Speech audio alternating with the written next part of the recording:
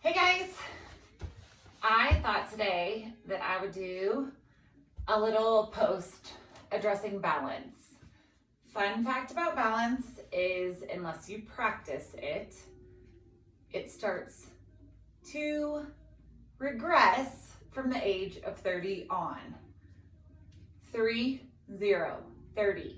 You need to practice balance just like you would practice anything else. The hard and fast rule about balance is you only need one finger to help you with your balance. So one finger on a wall, one finger on a foam roller, one finger on the back of a chair. I'm going to show you a couple exercises today that are easy that you can do at home. A really great one is to just stand on one foot while you brush your teeth. We rely on our vision a lot for balance, so a lot of people will say close your eyes. I do have people practice that. However, even better than just closing your eyes is changing your line of vision. So a couple things that you could add on. If you're brushing your teeth, you could turn to your left while you brush your teeth, or turn to your right while you brush your teeth. Switch feet. My first and favorite little balance trick that I like to do and have my clients practice would be to root down through a standing leg and just test to make sure that those hips and pelvis stay level. Oftentimes people will pop a hip out, they'll be wobbly. This hip will hike up. You want to engage down through the deep internal abdominals, and that hip flexor is going to flex to help lift the hip up. People will try to pull their knee all the way up. It's not necessary. You're not going to flex your knee all the way up this high when you're walking, and you want to think about lifting it up as if you were to step over a big crack in a sidewalk. Okay? So this might be hard enough where you just start here and you hold, and you can just flex that hip, keeping kind of a 90-degree angle. You want to pay attention to the pelvis. You don't want any of this posterior and anterior tilting going on. Just neutral spine, which means natural curvature of the spine. So you can practice that on both legs. They say 15 seconds, and you'll see that that hip likes to really hike up on that side for me, so I have to think about keeping my hips squared. And that has to do with some of my spinal stuff that I have and conditions, and then bringing that knee up and taking that knee back and just lifting up and taking it back. That's phase one. Okay, so step two would be to lift your leg up. Again, one fingertip if you need a little bit of help, otherwise, no help. And I call these clock taps. So you have 12 o'clock in front of you and just tapping out. You want to flex the quadricep of the leg that is reaching. Lift up. Use the outer hip, your abductor, to flex out to 9 o'clock. Lift up. And we've got 6 o'clock behind us. Step back. Now, when you step back, no arching of the back, okay? So you're using your hip extension, your hip extensors, to extend that hip behind you, lifting up. And so then we alternate to the side. So we go 12 and 9 and 6 and 9 and 12. Your standing leg will start to feel this, believe it or not, pretty quickly. Switch to the other side. So you root down through that standing leg, pelvis stays squared. Opposite hip lifts up. We go 12 o'clock, 3 o'clock, 6 o'clock.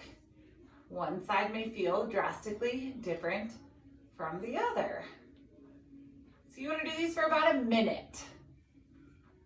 And again, spine is not necessarily changing.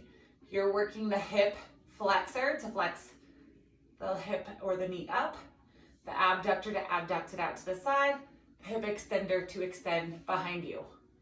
All very important parts of the hip cuff.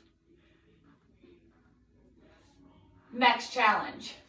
Can you root down through the standing leg, use your hip abductor, it's gonna take it away from the midline, to lift up, keeping the chest fairly centered. Just abducting out and lifting in. If you want to add a little curtsy up, you could even add a weight to the hand and add that lateral lift of the arm. Not necessary. So we've got options here. Again, if you need a little aid, keep something close by. Switching sides. So you can just start with that little abduction. A lot of times people's whole torsos will want to lean to the side, or their toe wants to creep up and out to the side. You want to think about keeping your toes pointed straight ahead and just abducting out to the side and tapping it down. Abduct out to the side. Again, if you want to work the standing leg a little bit more, you can add that little curtsy lunge, abduct out to the side, lateral lift of the leg, and maybe the arm. So oftentimes I'll do this with a 3-pound dumbbell in the hand. Great. Last little balance trick that I love to work on with people is a hip hinge, or kind of like a prep for a deadlift. So you're gonna take the foam roller onto the top of that foot. The arm on the same side of the leg comes onto the top of the foam roller. Standing leg is rooted down. In this case, it's my left leg. You want to think about one of those tipping birds and using that hip hinge. I like to put a soft bend in the standing knee. I'm going to tip forward. Spine stays neutral. Pelvis is squared. Hinging from the hip, using the muscles of the hip cuff to lift up. Now, my heel does not come down on the ground on that right leg. So as it tip back, trying to bring the chest horizontal to the ground. You could reach down and tap with the fingertips if you wanted to. Not necessary. And pendulum that leg back to challenge your balance a little bit more. Straighten and bend that standing leg. And you want to do that about 10 times. So I'll show from the front. Foam roller goes onto the top of the foot. Standing leg might have a soft bend in it. Spine is neutral. You're going to tip forward, hinge. That foam roller helps keep alignment of the spine. This is my more challenging side. I don't like to say I have a bad side, but a side I'm working on. And you will notice how crazy the ankle on my right leg wants to go. My guess is from a college basketball injury when I tore ligaments in my ankle almost 20 years ago. It's still there. It's still lingering and hard work. So you can tip forward. That hand can reach down. You're going to bend and straighten that standing leg. Chest, you're trying to get horizontal to the ground, not letting that left hip roll up. And you want to practice those about 8 to 10 times on each leg. So give these a try. Really good balance work. You can layer it to make it more challenging. And again, if you need assistance, one finger is all it takes. One finger on a wall, one finger on a chair. Have a great Wednesday, everyone. Happy Earth Day.